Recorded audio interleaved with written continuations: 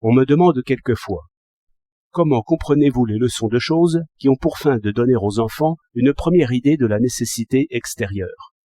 J'ai à répondre ceci, que les leçons de choses doivent être arithmétiques et géométriques. Dans le fait, c'est par la géométrie que toutes les sciences ont commencé, et je comprends à peu près pourquoi. Les choses peuvent nous instruire par les circonstances de nombre et de grandeur. Dès qu'un enfant a remarqué un certain rapport entre le rayon et la circonférence d'une roue, il peut faire autant de mesures qu'il voudra, sur des cercles de diverses grandeurs, qu'il tracera lui-même, soit sur la terre au moyen d'un piquet et d'un cordeau, soit sur le papier au moyen d'un compas.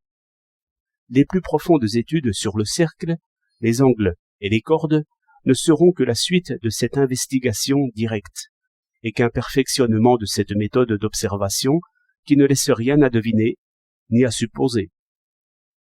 C'est ici que trouve à s'appliquer la forte maxime de Confucius. La science a pour fin de connaître l'objet. Quand l'objet est connu, la science est faite.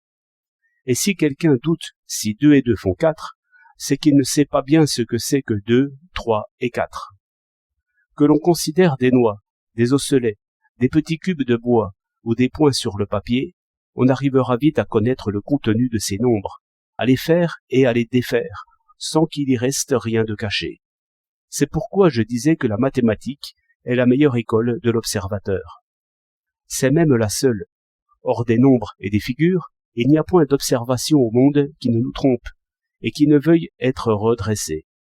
Les astres se lèvent à l'est et se couchent à l'ouest, mais leur mouvement véritable est d'ouest en est. Et quand on a observé ce mouvement véritable du soleil et de la lune, il faut encore le considérer comme une pure apparence, et penser que ces 2 astres, qui semblent suivre la même route dans le ciel, sont l'un un satellite de la Terre et l'autre un astre central dont la Terre est le satellite. Pour les sciences plus compliquées, il est encore plus évident que les apparences ne nous apprennent rien. Il faut supposer, il faut deviner, il faut vérifier les suppositions. Bref, il faut vaincre partout les apparences. Et l'histoire des sciences fait voir que l'on a pu vaincre les apparences sans avoir suivi d'abord la préparation géométrique. Dans la géométrie et dans l'arithmétique, il n'y a point d'apparence à vaincre, ni aucun mystère.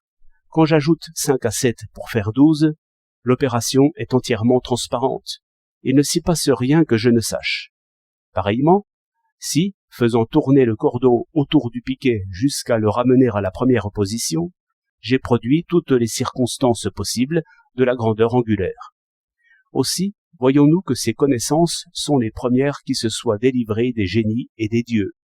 Il faut donc se délivrer maintenant, car les dieux changent de ce préjugé scolaire d'après lequel les sciences mathématiques sont les plus difficiles de toutes, car ce sont les plus faciles, au contraire, et les seules qui conviennent à l'enfance.